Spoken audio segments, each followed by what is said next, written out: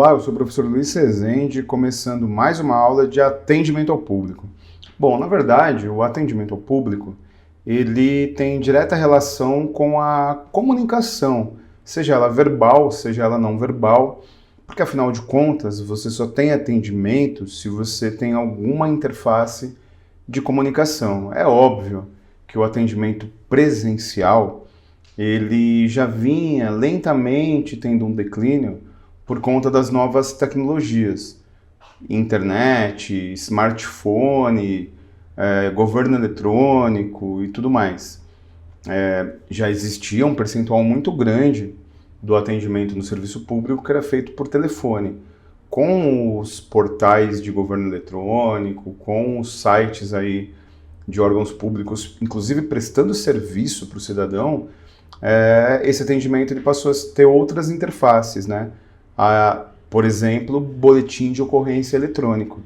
Tradicionalmente, para você fazer um boletim de ocorrência, você se dirige até a delegacia de polícia e presta lá o depoimento, faz lá o boletim de ocorrência, né? Para o delegado, para o escrivão, enfim. Com o boletim de ocorrência eletrônico, você tem um atendimento que não é presencial. Você nem tem um atendimento em tempo real, né? Você vai lá, preenche o site, o que é um atendimento, você preenche o site e cadastra, né, o boletim de ocorrência. Aí existe a devolutiva, né, se esse boletim de ocorrência ele foi aceito e cadastrado ou se é necessária a presença de um perito, se é necessário você se dirigir até a delegacia.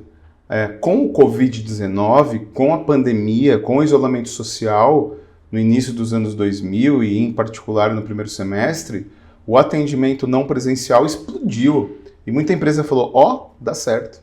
Muito órgão público falou, vai rolar. Então, por que voltar ao atendimento presencial se o atendimento remoto, se o home office dá certo? Isso aconteceu, por exemplo, no Alphacom.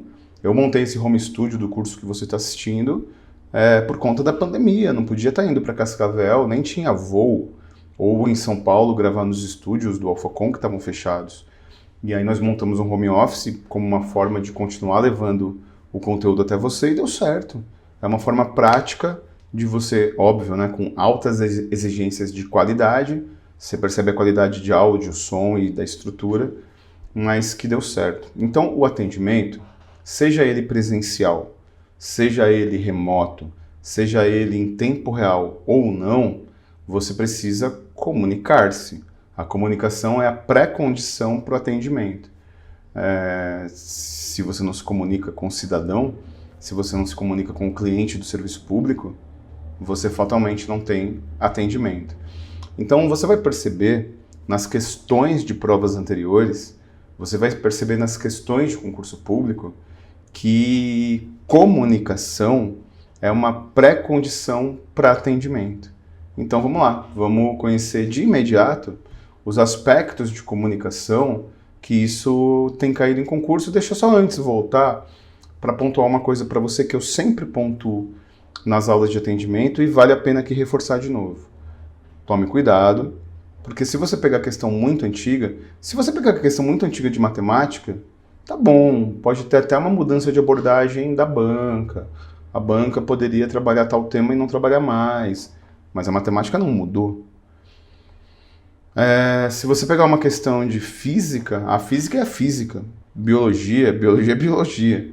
Mas em algumas outras matérias, você não pode pegar a questão muito antiga. A questão ela tem uma vida útil muito pequena. A questão ela muda muito rápido. Por exemplo, na informática, por exemplo, em atualidades e, por exemplo, em atendimento ao público. O atendimento ao público... Quer ver um exemplo que eu acho que é definitivo? Quando a Receita Federal ela recolhe a declaração de imposto de renda, ela faz um atendimento ao público passivo. Perfeito? O atendimento é passivo. Ela recebe a declaração e aí ela se comunica com o cidadão através dos seus canais, do programa de declaração de imposto de renda, dos canais de atendimento da Receita Federal, dos locais que ela tem para tirar dúvida presencial ou não presencial. Mas olha como mudou o atendimento passivo da Receita Federal no processo de declaração de imposto de renda. Há 20 anos atrás, você precisava comprar um formulário nos Correios, preencher, ir até os Correios e enviar sua declaração com os comprovantes. Aí depois criaram um programa. Aí você preenchia o programa, punha no disquete de 3,5 polegadas. Você sabe o que é disquete? Se você não sabe, você é jovem. Então você punha no disquete e tinha que mandar no envelope o disquete com a declaração preenchida à mão para a Receita Federal. Aí criaram um programa para enviar e um programa para preencher. Aí unificaram, agora criaram um cloud da Receita e por aí vai. Então olha como vai mudando o atendimento. Se você pegar a questão de atendimento de 5 anos atrás, 6 anos atrás, ela falava muito sobre vestimenta, sobre você não poder representar preferência pessoal na vestimenta, tom de voz ou atendimento telefônico. Meu irmão, se você quer uma informação, você não vai ligar. Você vai procurar no Google. Se você quer uma informação, você vai procurar no site. Você vai ter um atendimento de chat. Inclusive tem, né, esse serviço no site do Alphacom. Você entra lá, tem um atendente que no chat conversa com você. No WhatsApp, nas ferramentas aí de comunicação virtual, né, nos comunicadores virtuais. E no serviço público, né. Você entra no site do serviço público que presta serviço ao cidadão, tem lá um chatzinho para você conversar com um atendente. Portanto, mudou a forma de abordar atendimento no serviço público. Mas a comunicação nunca deixou de existir. Então, vamos lá. Eu vou ler e desenvolver com você, né? A comunicação, e isso, óbvio, né? Está no seu PDF, está no seu material. A comunicação nas organizações é cada vez mais fundamental. E a administração pública a tem como uma atividade inerente às suas atividades, pois é relevante tanto para garantir os princípios da gestão pública, como a legalidade e a publicidade, quanto para garantir a transparência nas ações públicas. Ou seja, a comunicação é a pré-condição para que você possa atender o público. E existem basicamente 2 tipos de comunicação: a extra-organizacional, e a comunicação extra-organizacional é aquela que vai de uma organização para outra, né? A extra-organizacional caracteriza-se pela comunicação que ocorre entre 2 organizações públicas ou privadas, ou mesmo a comunicação público-privada, por exemplo, o judiciário notificando uma empresa privada de alguma questão jurídica que ela tem que responder. E intra-organizacional caracteriza-se pela comunicação interna à organização, dentro dos parâmetros interdepartamentais e em níveis hierárquicos distintos. Perfeito? Continuando.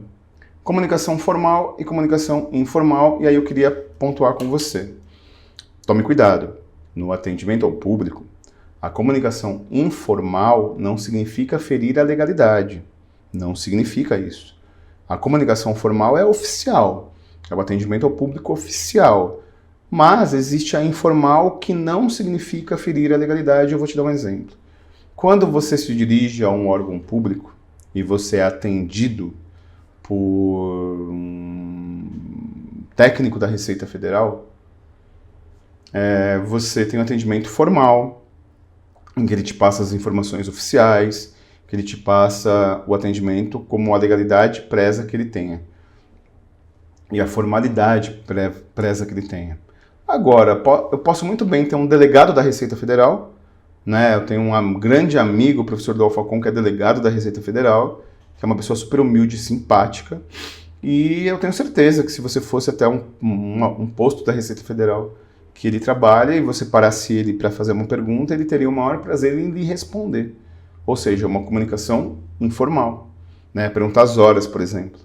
Por exemplo, perguntar se está chovendo, onde é o banheiro. Então, não confunda a comunicação informal no atendimento ao cliente, cidadão, como ferir a legalidade. Vamos lá. Comunicação formal é a comunicação oficial, geralmente vinculada às organizações que têm uma estrutura organizacional mais rígida, formal e departamentalização funcional, que é aquela em que cada setor não dialoga com o outro, cada setor fica apenas no seu ambiente de atuação, e que prevalece a normalização e a padronização, inclusive, na comunicação interna. Comunicação informal, geralmente vinculada às relações pessoais dos membros da organização. É valorizado em uma organização com estrutura mais flexível, com relações interdepartamentais. Esta comunicação se caracteriza por não ser oficial, mas não ferir a legalidade. Fruto de conversas e comunicação que não segue hierarquia e nem documentação formal. Então, por exemplo, bate-papo é informal. Você pode muito... Eu vou dar um exemplo para você extremamente relevante. Eu, durante muito tempo no serviço público, trabalhei na gestão na área da educação. Trabalhei na gestão de um centro educacional unificado. Eu trabalhava com políticas públicas. E então a minha função era olhar para plano pedagógico, a minha função era fazer indicadores de desempenho, a minha função era dar subsídio para atividades educacionais e etc. Bom, mas eu poderia... Então, a comunicação formal era eu mandar um relatório para o MEC, eu enviar um memorando para a Secretaria de Educação, eu me relatar para a minha chefia imediata, eu conversar e solicitar demandas para os meus subordinados e por aí vai. Ponto. Isso é comunicação formal. Por exemplo, um pronunciamento do presidente da República. Sabe quando uma empresa privada, uma empresa do ramo automobilístico, ela vai fazer um recall nos carros e aí ela faz aquele comunicado com texto que tem toda aquela formalidade? Não aparece um apresentador na praia falando que você precisa fazer recall. Então eles têm a formalidade ali de pôr o nome da empresa, pôr a marca do carro. Então quando você for pensar em comunicação formal, pensa no Diário Oficial, pensa no pronunciamento do presidente da República, pensa naquele comunicado do recall que aparece na TV. Enfim, então eu, quando estava no exercício da função, tinha comunicação formal com os meus superiores e subordinados e colegas de trabalho. Agora, nada impede que quando eu, no órgão público, estou me dirigindo até meu carro para ir embora, um munícipe pergunta se tem uma padaria perto, onde é o banheiro, se tem algum lugar para jantar bom que eu indicaria. Então isso é a comunicação informal, que é um elemento do atendimento ao público. Cuidado com isso, não é só formal, perfeito? Continuando, os aspectos de qualidade e comunicação, existem os novos meios de comunicação, né? Então vem comigo que isso aqui a gente tem que pontuar. A comunicação não mudou? A internet, ela parece que sempre existiu, né? Sempre existiu para quem nasceu nos anos 90. Sempre existiu para quem nasceu na metade para frente dos anos 90. Então, se você nasceu antes dos anos 90, se você nasceu nos anos 70, 80, 60, 70, a internet não existia. A internet, ela surge no Brasil...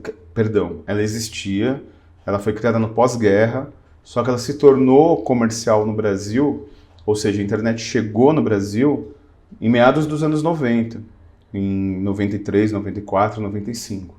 Então, a comunicação mudou muito, né? Hoje existem novos meios de comunicação. A comunicação ela era majoritariamente presencial, oral, verbal e escrita. Depois, com a internet, com a velocidade em que as coisas mudam na internet, a comunicação foi um dos aspectos da sociedade que mais sofreram alteração. E mesmo dentro da internet, a comunicação sofreu alteração. Você lembra do ICQ? Fazer aquele barulhinho, tchu-tchu, mais ou menos assim.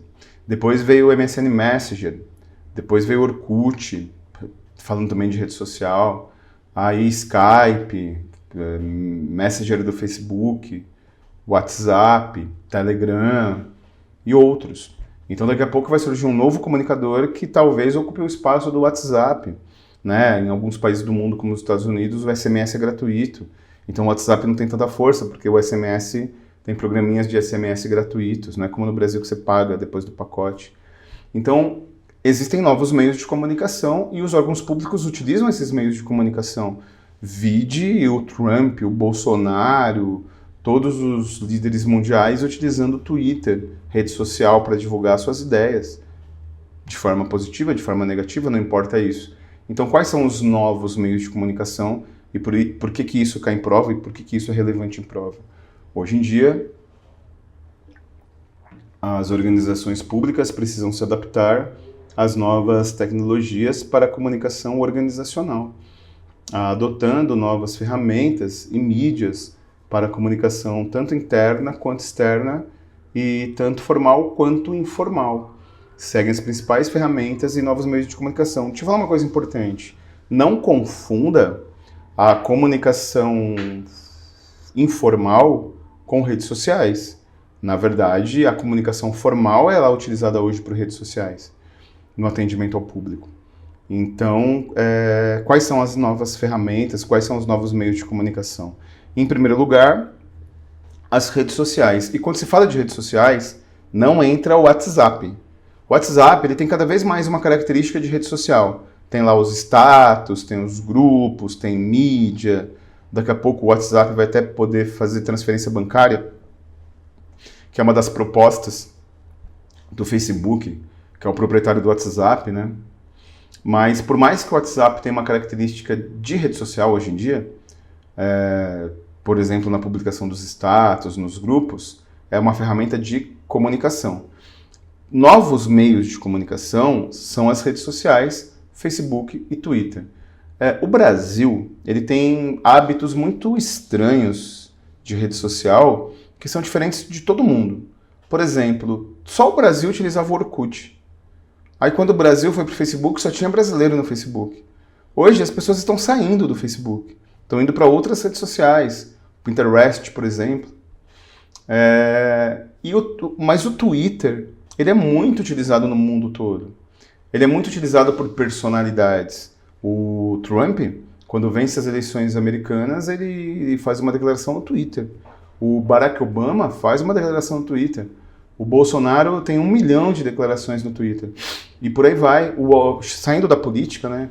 O Ozzy Osbourne, quando anunciou a última turnê do Black Sabbath, saudoso Black Sabbath, ele publicou no Twitter. Então o Twitter ele não é muito utilizado no Brasil. Qual a diferença do órgão público comunicar-se, atender ao público no Facebook e no Twitter? No Facebook a relação é mais ativa. Você pode ler uma publicação, você pode mandar uma mensagem, você pode interagir. No Twitter a comunicação é mais passiva por parte do cidadão. Por quê? Porque você tem um limite de caracteres para publicação. Então é assim, quando o órgão público utiliza o Facebook, é um atendimento que tende a ter devolutiva por parte do cidadão. Por exemplo, a Polícia Federal. A Polícia Federal tem um Facebook que permite que o cidadão escreva para o Departamento de Polícia Federal e ele responde depois de um pré-determinado tempo. Já o Twitter não, você vai seguindo os tweets só para informação. Então é muito comum ter Twitter da Polícia Rodoviária Federal, Twitter da Segurança Pública, Twitter de esses serviços mais essenciais. Facebook é uma relação ativa com o cidadão, Twitter é uma relação em que o cidadão só recebe, é mais passiva por parte do cidadão. Videoconferência por VoIP, Skype, isso, Skype, Zoom, Google Meet, Google Classroom, explodiram depois da pandemia de Covid-19. Eu perdi as contas de quanta reunião eu fiz por Zoom. Toda hora tinha reunião no Zoom. Às vezes eu cheguei ao cúmulo de estar em 2 reuniões ao mesmo tempo no Zoom.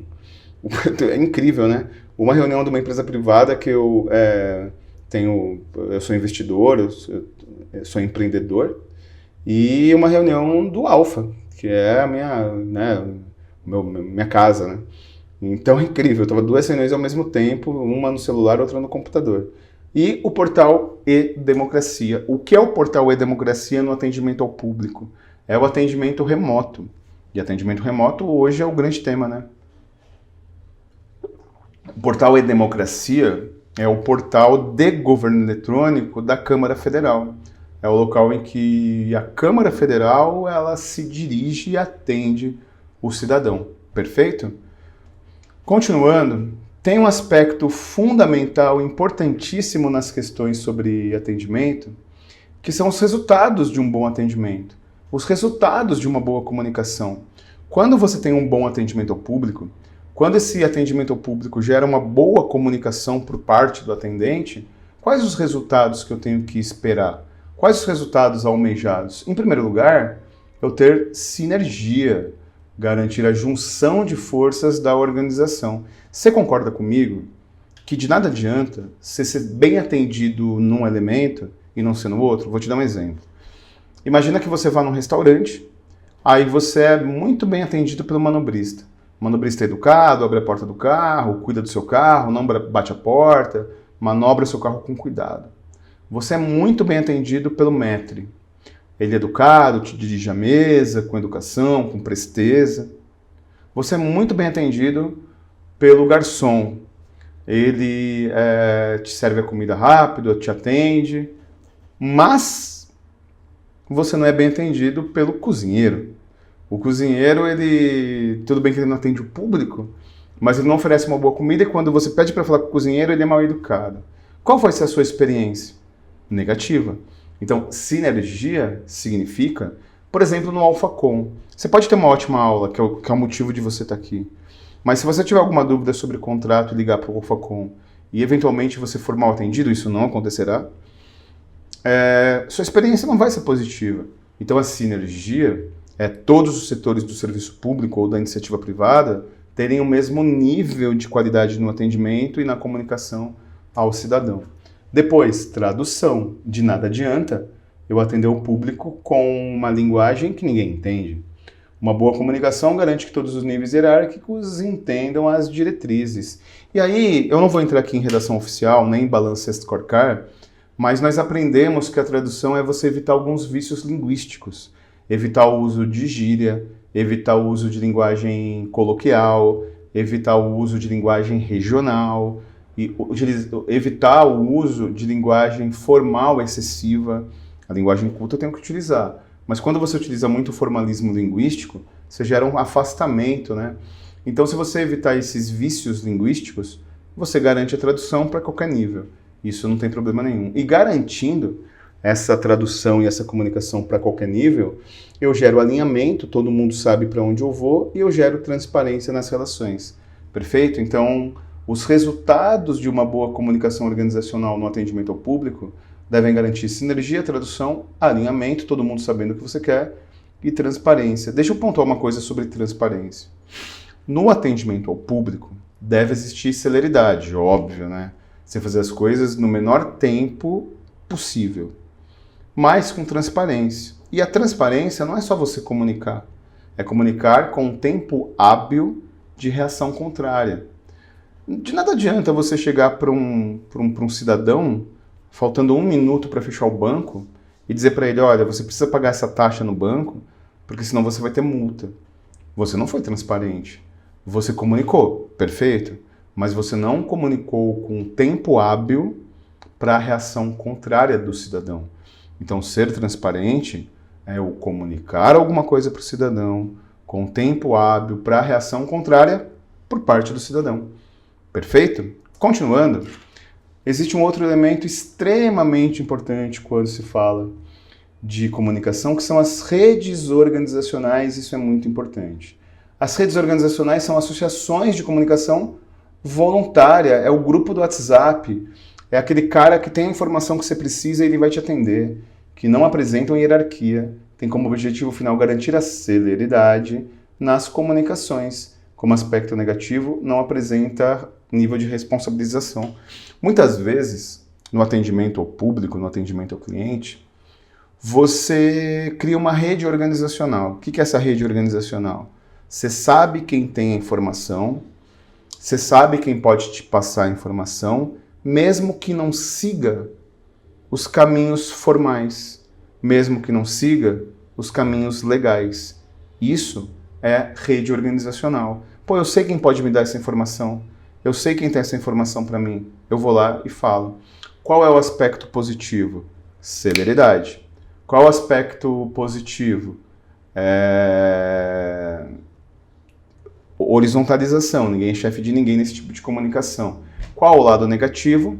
Pode não gerar responsabilização. Por exemplo, você tem um grupo do WhatsApp de amigos, aí você combina um churrasco, aí todo mundo, legal, vamos fazer o churrasco, mas ninguém define quem compra carne e quem compra cerveja.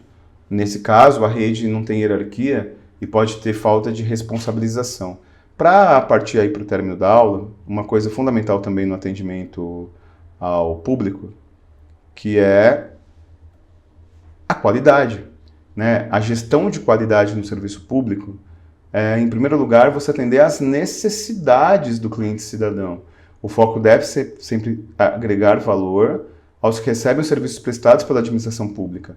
De nada adianta um bom atendimento, de nada adianta um atendimento cortês, com urbanidade, com educação, com empatia, se eu não atendo a necessidade do cliente, se eu não entrego aquilo que ele almeja. Então, atender às necessidades do cliente cidadão é uma premissa do bom atendimento ao cidadão. Manter a lucratividade / receita. A qualidade está diretamente ligada à saúde financeira orçamentária da organização, no caso do serviço público, não com a busca de lucro, mas por meio da saúde orçamentária. De nada adianta eu prestar o melhor atendimento possível se isso vai onerar a minha organização. Então é o bom atendimento possível, mantendo todas as premissas de previsão orçamentária. Não recorrência de falhas. Por meio de uma abordagem racional na tomada de decisões, utilizar ferramentas e adotar procedimentos que evitem falhas ou na recorrência de falhas. Já aconteceu comigo.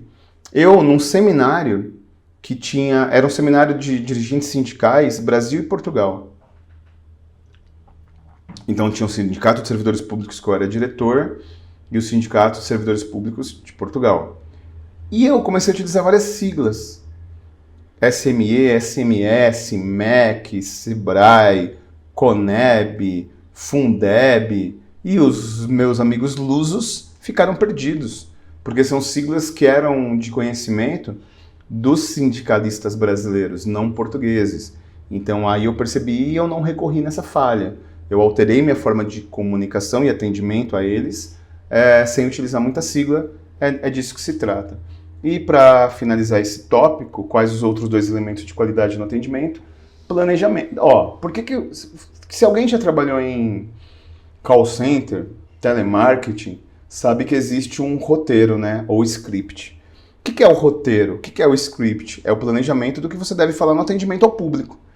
A organização deve adotar o planejamento baseado em cenários prospectivos, ou seja, o que o público gostaria de ter e como eu devo atender. Então, todo atendimento, principalmente telefônico, né, em call center, tem o chamado script ou roteiro, que é justamente você planejar. E, finalmente, a comunicação, ter uma comunicação bem realizada que garanta a tradução, como eu já expliquei, e o alinhamento dos procedimentos em todos os níveis hierárquicos, perfeito?